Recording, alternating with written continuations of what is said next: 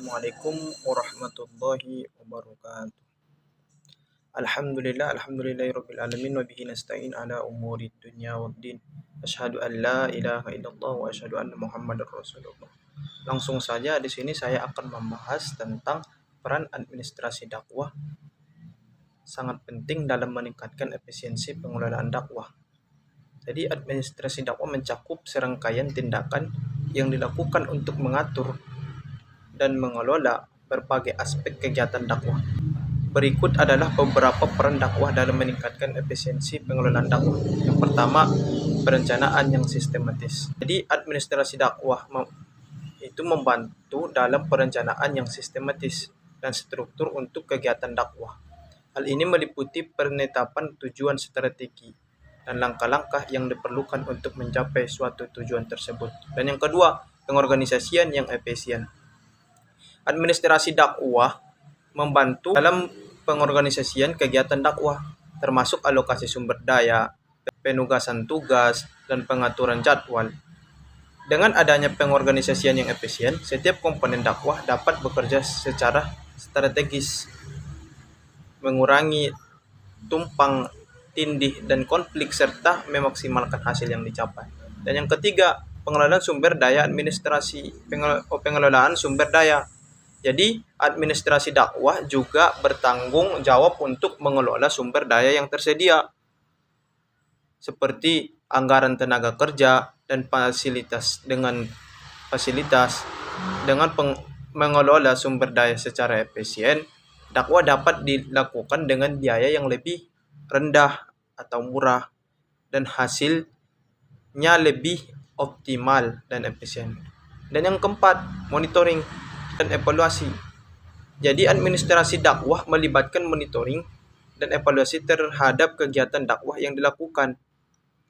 Hal ini meliputi pembinaan terhadap tujuan, pengukuran kinerja, dan membantu area yang perlu diperhatikan. Dengan adanya pemantauan dan evaluasi yang teratur, pengelolaan dakwah dapat ditingkatkan secara menyeluruh dan kesalahan dapat diidentifikasi serta diperbaiki. Terus yang kelima, penggunaan teknologi. Administrasi dakwah juga melibatkan penerapan teknologi yang relevan untuk meningkatkan efisiensi pengelolaan dakwah. Misalnya, penggunaan sistem informasi, media sosial, dan platform digital lainnya dapat mempermudah pengumpulan data, komunikasi, dan penyebaran informasi dakwah. Jadi, karena itu, peran dakwah dalam meningkatkan efisiensi pengelolaan dakwah sangat penting melalui perencanaan yang sistematis, pengorganisasian yang efisien, pengelolaan sumber daya yang baik, pemantauan dan evaluasi yang teratur, serta penggunaan teknologi yang tepat. Dakwah dapat dilaksanakan dengan lebih efektif, efisien, dan berkelanjutan.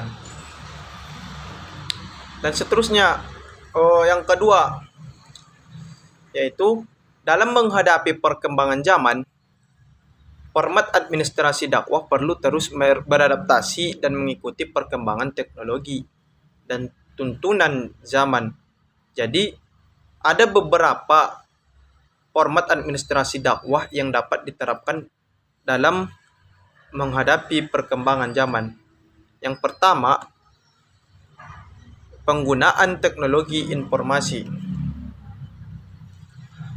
Jadi, administrasi dakwah perlu memanfaatkan teknologi informasi untuk mempermudah pengelolaan dan penyebaran informasi.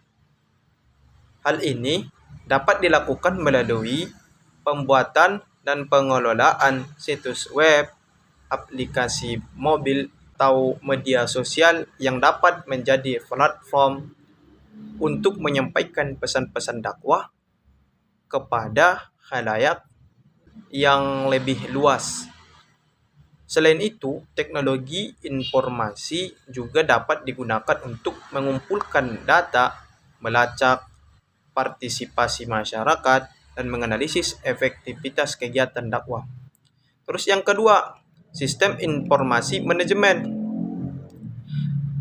Jadi, di sini menggunakan sistem informasi manajemen yang terintegrasi dapat membantu administrasi dakwah dalam mengelola berbagai aspek kegiatan dakwah seperti manajemen keuangan, manajemen acara, pengelolaan database jamaah, dan administrasi personalia.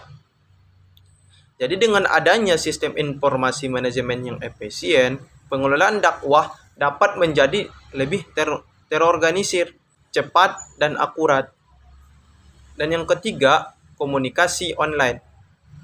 Administrasi dakwah perlu memanfaatkan komunikasi online seperti email, pesan instan, atau konferensi video untuk berkomunikasi dengan jamaah, sukarelawan, dan pihak terkait lainnya.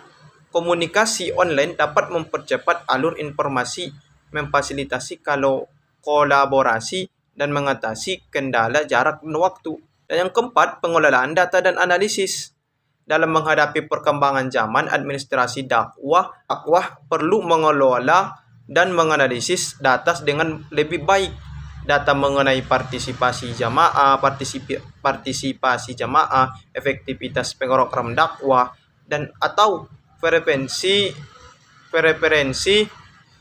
masyarakat dapat digunakan untuk mengidentifikasi tren atau memahami kebutuhan khalayaknya dan mengambil keputusan yang lebih baik dalam perencanaan dan pengelolaan kegiatan dakwah. Dan yang kelima, pelatih dan pengembangan SDM. Administrasi dakwah perlu memberikan pelatihan dan perkembangan kepada staf dan sukarelawan dalam menggunakan teknologi baru, mengelola data, dan beradaptasi dengan perkembangan zaman. Pengetahuan dan keterampilan yang diperlukan untuk administrasi dakwah yang efektif dalam konteks zaman modern perlu terus ditingkatkan melalui pelatihan reguler. Dan yang keenam, evaluasi dan peningkatan berkelanjutan.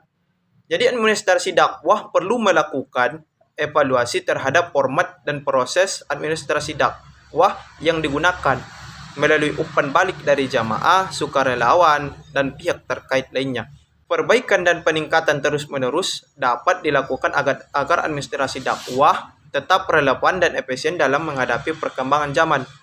Jadi, dengan menerapkan format administrasi dakwah yang sesuai dengan perkembangan zaman sekarang, perkembangan global sekarang, dakwah dapat dilaksanakan dengan lebih efektif, efisien, dan adaptif. Mungkin cukup sekian yang dapat saya sampaikan. Wabillahi taufik wal hidayah. Assalamualaikum warahmatullahi wabarakatuh.